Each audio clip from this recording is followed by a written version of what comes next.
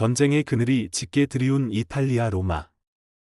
도시는 고요하지만 사람들의 눈빛은 무겁다.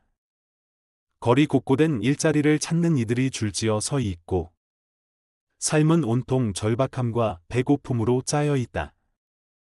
이 이야기의 주인공 안토니오는 그런 도시의 한 사람이다. 그는 가정이 있는 중년의 남성으로 무엇보다도 일자리를 원한다. 어느 날 운명처럼 일거리가 찾아온다. 시에서 붙이는 포스터를 부착하는 임시직. 이 일이 소중한 이유는 단 하나. 생계를 책임질 수 있기 때문이다. 그런데 단 하나의 조건이 있다.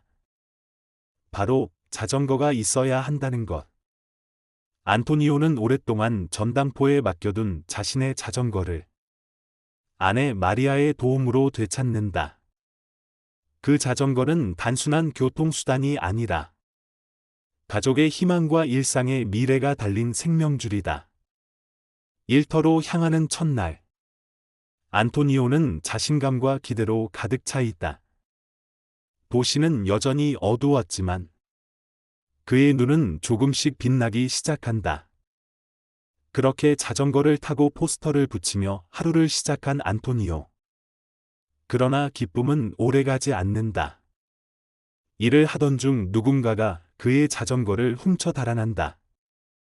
그 순간 그의 삶은 다시 낭떠러지 앞에 서게 된다. 자전거를 잃는다는 것은 단지 물건을 잃는 것이 아니다. 일자리를 잃는 것이고 삶의 끈을 놓치는 것이다. 안토니오는 망연자실하지만 포기하지 않는다. 그는 어린 아들 브루노와 함께 도시 전체를 돌며 자전거를 찾아 나선다. 경찰서에도 들르고 중고 자전거 시장에도 가보고 길거리를 헤매고 구걸하듯 행인의 도움을 구하기도 한다. 하지만 도시는 그의 절실함에 아무런 응답도 하지 않는다.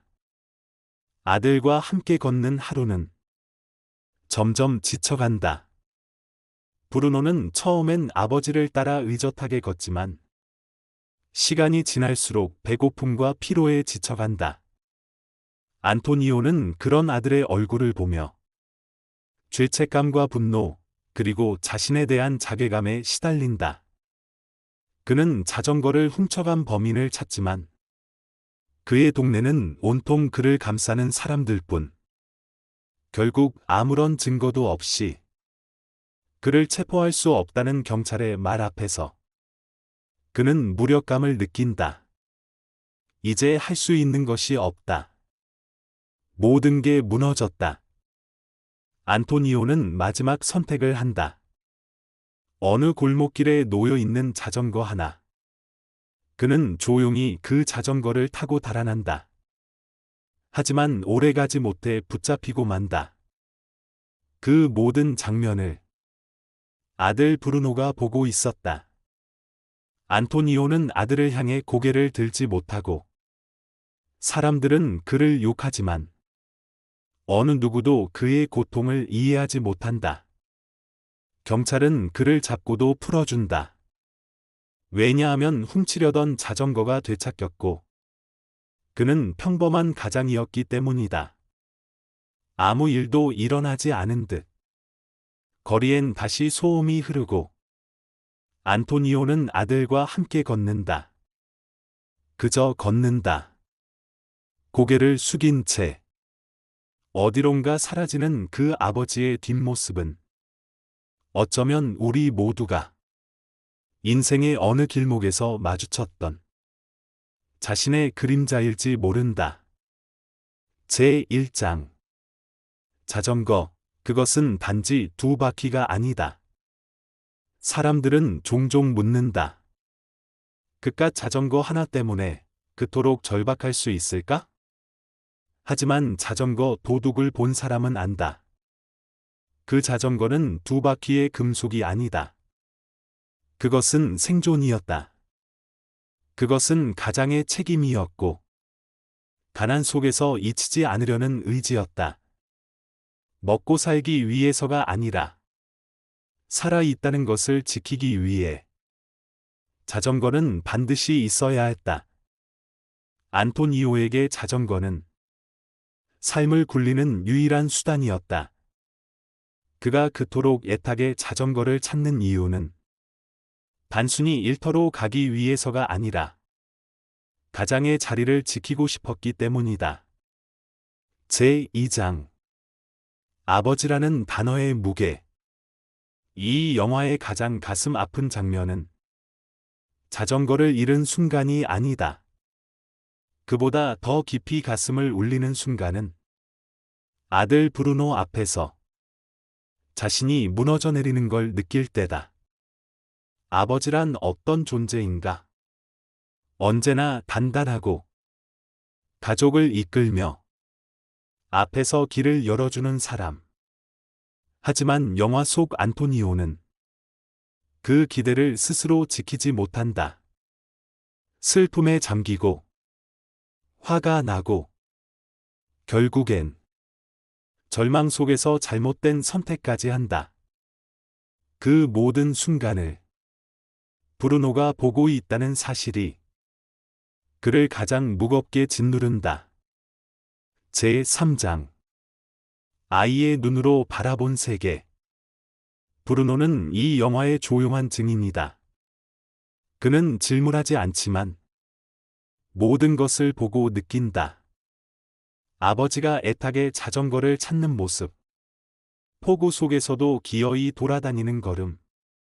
억울하게 고함치는 그 외침. 그리고 마지막에 절도시도. 어린아이는 말이 없지만 그 눈에는 아버지라는 세계가 무너져 내리는 소리가 들린다. 브루노의 눈동자는 관객의 마음을 정면으로 마주하게 한다. 우리는 그 아이를 통해 자신이 아버지였던 시간, 혹은 자식이었던 시간을 동시에 떠올린다. 제4장 우리는 모두 한 번쯤 안토니오였다. 안토니오가 자전거를 훔치려 할 때 많은 이들은 마음속으로 중얼거린다. 하지 마세요. 하지만 동시에 그의 마음도 안다. 그 누구보다 착한 사람이 어쩌다 그런 선택을 할 수밖에 없었는지. 우리도 살면서 어떤 순간엔 도덕보다 절실함이 앞섰던 적이 있지 않은가. 정의보다 밥 한 끼가 중요했고 명예보다 오늘의 잠자리가 급했던 시간. 그는 범인이 아니라 그저 살아남고 싶었던 우리의 과거다. 제5장 도시라는 이름의 무정함. 영화는 로마의 풍경을 담고 있다. 하지만 그 도시엔 화려함이 없다. 거리 곳곳엔 가난이 흐르고 사람들의 어깨엔 피로가 앉아 있다. 그 도시는 한 사람의 고통에 귀 기울이지 않는다. 누구 하나 그를 위해 멈추지 않는다. 경찰도, 이웃도, 시민도. 도시는 무심하게 돌아간다. 도시의 풍경은 그대로지만 그 안에 인간은 소리 없이 무너지고 있다. 이 영화는 그 무너짐을 가장 사실적으로, 가장 조용히 그려낸다. 제6장 부끄러움의 감정이 인간을 만든다. 자전거를 훔치려다 붙잡힌 순간 안토니오는 도망치지 않는다. 오히려 아들의 눈을 마주할 수 없어 고개를 숙인다. 그는 그 순간 가장 인간적이다. 실패하고 무너지고 죄책감에 떨고 있지만 그 속에 살아있는 감정이 있다. 부끄러움. 그 감정이 그를 다시 인간으로 만든다. 그는 범죄자가 아닌 도덕 앞에 멈춰 선 사람이다.